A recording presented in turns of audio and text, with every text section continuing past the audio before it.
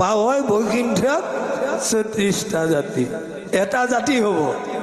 এটা জাতি হ'লে আমাৰ কি হ'ব জানে? সেইজন কোচ, সেইজন কলিতা, এইজন কেউট, এইজন বড়িয়া, এইজন চুতীয়া, এই যিবোৰ বৈষম্য এইবোৰ কিন্তু নাথাকিব বা। আৰু এইবোৰ যদি আমাৰ কোনোবাই পোষণ কৰি ৰাখিছে তেতিয়াহ'লে তেওঁ কি হ'ব জানেনে? জাতি কুল বিচাৰিয়া বৈষ্ণৱ নিন্দ পঞ্চম পাতকী হৈয়া নৰকে বৰ। ভকতসকলৰ মাজত, বৈষ্ণৱসকলৰ মাজত যদি আমি বিচাৰোঁ ভাব, কথাখিনি ইমান ৰসাল, ইমান সুন্দৰ দেই, আপোনাৰ বৰ্ণটো কি বাৰু? আহিলেনে বৈষম্য?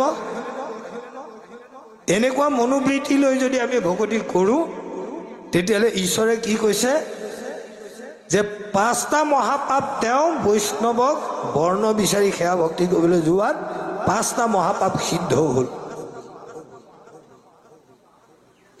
এই 5টা মহাপাপ শ্ৰীবধ, ভূবধ, অগমাগমন, সুবৰ্ণহৰণ দেই, মিত্ৰদ্ৰোহ আচৰণ কৰা, ব্ৰহ্মহত্যাকে আদি কৰি 5টা মহাপাপ বৈষ্ণৱৰ বৰ্ণ বিচাৰি ভকতি কৰাসকলৰ সিদ্ধ হ'ব বুলি কৈছে।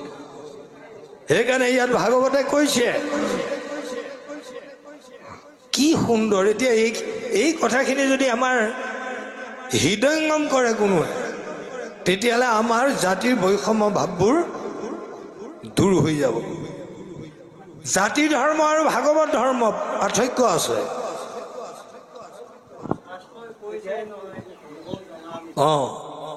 নেই, এতিয়া আমি ভাগৱত ধৰ্ম আৰু জাতি ধৰ্ম, জাতি ধৰ্মৰ নিজ নিজ জাতিৰ একোটা নিয়ম আছে। ব্ৰাহ্মণৰ, ক্ষত্ৰিয়ৰ, বৈশ্যৰ, শূদ্ৰৰ, সকলো বৰ্ণৰ এইবোৰ আগত আছিল। লে চেই কৰিছিল, পানী ছটিয়াই দিয়াৰ ব্যৱস্থা আছিলে, নহয়নে বাৰু? এতিয়াও যিসকলে ভাগৱতমুখী হোৱা নাই বা হৃদয়ংগম কৰা নাই সেইসকলৰ মাজত এইবোৰ শিপাই আছে বাপু। কিন্তু এতিয়া ভাগৱতে কৈছে নাহি জ্ঞান যাৰ। কি জ্ঞান নাই? তাৰমানে ভগৱত জ্ঞান নাই।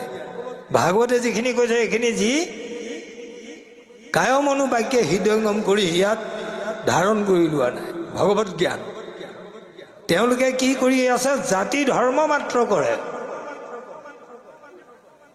মই বৰ কোচ, বৰ কলিতা দেই, মই গোসাঁই, মই মহন্ত, ব্ৰাহ্মণ, এনেধৰণৰ কিছুমান থাকে নহয় আমাৰ, নহয় বাৰু?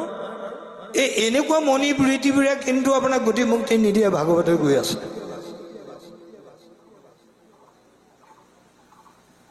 ভাগৱত মহাধৰ্মইহে গতি প্ৰদান কৰিব, জাতি ধৰ্মই নকৰে। এইটো বুজি ল'ব আৰু।